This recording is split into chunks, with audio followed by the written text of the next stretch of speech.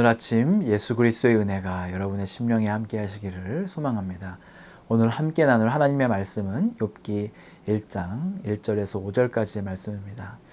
욥기를 읽을 때마다 마음 한켠이 무거워지는 느낌을 받습니다. 왜냐하면 아무런 잘못 없이 고난을 받는 욥의 모습을 통해 도대체 욥이 무엇을 잘못했던가 이런 안타까운 마음이 들기 때문이죠. 하지만 욥의 고난을 통해 예수 그리스도를 더 깊이 만나갈 수 있습니다. 오늘 말씀을 영상을 통해 만나보시겠습니다. 우스 땅에 욥이라 불리는 사람이 있었는데 그 사람은 온전하고 정직하여 하나님을 경외하며 악에서 떠난 자더라. 그에게 아들 7과 딸 3이 태어나니라. 그의 소유물은 양이 7,000마리요 낙타가 3,000마리요 소가 500결이요 암나귀가 500마리이며 종도 많이 있었으니 이 사람은 동방 사람 중에 가장 훌륭한 자라. 그의 아들들이 자기 생일에 각각 자기의 집에서 잔치를 베풀고 그의 누이 3명도 청하여 함께 먹고 마시더라. 그들이 차례대로 잔치를 끝내면 욥이 그들을 불러다가 성결하게 하되 아침에 일어나서 그들의 명수대로 번제를 드렸으니 이는 욥이 말하기를 혹시 내 아들들이 죄를 범하여 마음으로 하나님을 욕되게 하였을까 함이라. 욥의 행위가 항상 이러하였더라. 욥은 우스 땅에 살고 있던 사람이었습니다. 우스는 이스라엘 경계 밖의 땅이었죠.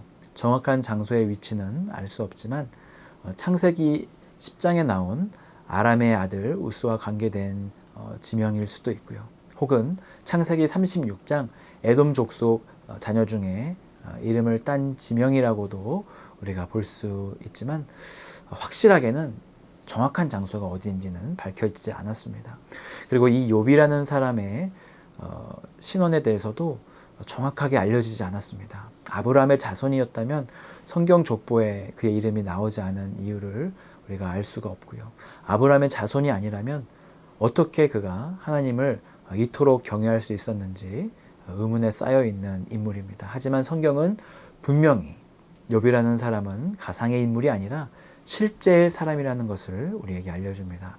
에스겔 14장 14절 말씀에 보면 비록 노아, 다니엘, 욥 이 세 사람이 거기에 있을지라도 그들은 자기의 공로로 자기의 생명만 건지리라 나 주 여호와의 말이니라 이렇게 기록이 되어 있고요. 야고보서 5장 11절 말씀에도 보면 보라 인내하는 자를 우리가 복되다 하나니 너희가 욥의 인내를 들었고 주께서 주신 결말을 보았거니와 주는 가장 자비하시고 긍휼히 여기시는 이시니라. 이렇듯 우리가 욥기를 이제 읽을 때 어떠한 만들어진 인물, 가상의 인물이 고난을 받았다고 우리가 그냥 넘어가는 것이 아니라 실제 한 인물, 욥이라는 사람이 당한 고난과 고통을 이해하면서 우리가 읽어야 하는 것입니다.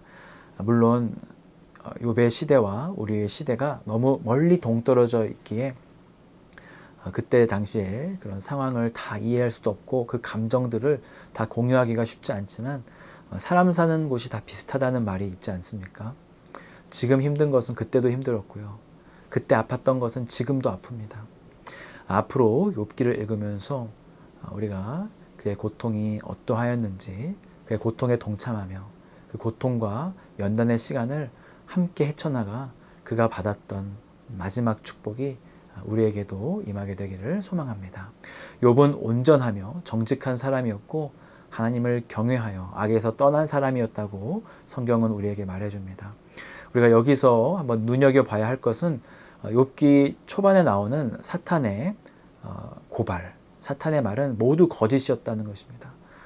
그가 하나님을 경외한 이유는 그가 물질을 많이 받아서도 아니요, 그가 건강이 있어서도 아니었습니다.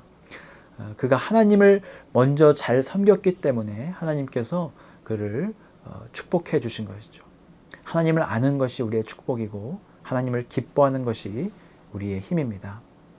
하지만 그 경건의 깊이가 한번 고난을 통해서 더욱더 깊어진 것을 우리는 보게 되죠. 욥은 그때 깨닫게 됩니다. 하나님의 섭리는 우리 인간이 다 이해할 수 없구나. 우리 인간의 기준으로 하나님의 선하심을 판단할 수가 없구나. 오늘 본문은 하나님을 경외하는 욥이 하나님께 많은 축복을 받은 것으로부터 시작이 됩니다. 하나님이 그에게 어떠한 축복을 주셨습니까? 자녀의 축복을 주셨습니다. 아들 7과 딸 3을 주셔서 총 10명의 자녀가 그에게 있었고요. 그는 많은 재물도 가지고 있었습니다. 양과 낙타와 또 소와 암나귀 수백에서 수천 마리의 재물이 있었고요. 동방 사람 중에 가장 훌륭한 사람이었다. 성경은 말합니다. 단지 재물이 많았기 때문에 훌륭한 것은 아닐 것입니다. 이 물질을 가지고 그가 어떻게 사용하였는지 하나님을 위해 또 세상을 위해 또 자녀들을 위해 어떻게 사용하였는지 총체적으로 판단하고 성경은 기록한 것입니다. 보통 사람들보다 더 겸비하게 하나님을 섬겼던 욥의 모습, 그 욥의 모습의 구체적인 삶의 내용이 5절 말씀에 나와 있습니다. 그들이 차례대로 잔치를 끝내면 욥이 그들을 불러다가 성결하게 하되 아침에 일어나서 그들의 명수대로 번제를 드렸으니 이는 욥이 말하기를 혹시 내 아들들이 죄를 범하여 마음으로 하나님을 욕되게 하였을까 함이라. 욥의 행위가 항상 이러하였더라. 욥의 아들들이 생일 잔치를 합니다. 먹고 마시고 또 마음과 육신에 즐겁게 이렇게 그 마음을 기쁘게 하죠. 그 잔치가 끝내면 욥은 그 자녀들을 불러다가 성결하게 하였다고 합니다. 그리고 번제를 드렸는데 요즘 말로 하면 예배를 드리고 헌물을 하나님께 드린 것입니다. 그들이 어떤 죄를 지어서 그런 것이 아니라 혹시나 그들이 그들의 마음이 기쁜 와중에 죄를 지어서 하나님의 영광을 가리우지는 않았을까 그런 마음에 제사를 드린 것입니다. 성경은 욥의 행위가 항상 이러했다고 말합니다. 예전이나 지금이나 그 모습은 흐트러지지 않고 계속해서 하나님을 자기의 앞에 모시고 겸허하게 살았던 것이죠. 자녀들을 향한 모습만 보아도 욥 자기 자신은 얼마나 더 철저하게 단속하고 의롭게 살려고 노력했는지 잘 알 수가 있는 것입니다. 욥은 모든 믿는 사람들의 귀감이 됩니다. 하나님을 믿으려면 욥처럼 믿고 하나님을 섬기려면 욥처럼 섬겨야 합니다. 예수님의 제자가 되려면 이렇게 화끈하게 제자가 되어야 되는 것이죠. 그럴 때 하나님께서는 하늘의 문을 여시고 한없는 축복을 부어주시는 것이죠. 쓰고 나눠주어도 모자람이 없을 뿐만 아니라 차고 넘치는 그런 축복을 받게 될 줄 믿습니다. 그런데 성경은 여기에서 우리의 신앙이 멈추기를 원하지 않고 계십니다. 욥은 하나님을 잘 알았죠. 그래서 그는 축복을 받았습니다.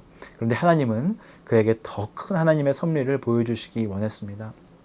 어쩌면 욥을 통해 하나님은 예수 그리스도의 고난을 예표하셨으며 고난받을 자신의 모습을 욥에게 알려주신 것입니다.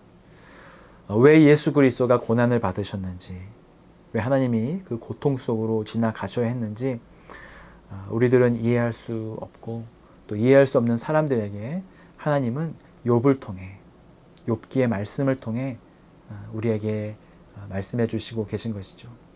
앞으로 우리가 새벽마다 욥기의 말씀을 이제 묵상할 텐데 말씀을 통해 하나님이 어떠한 분이신지 우리가 욥이 만난 하나님을 경험하는 저 여러분 되기를 주님의 이름으로 축복합니다.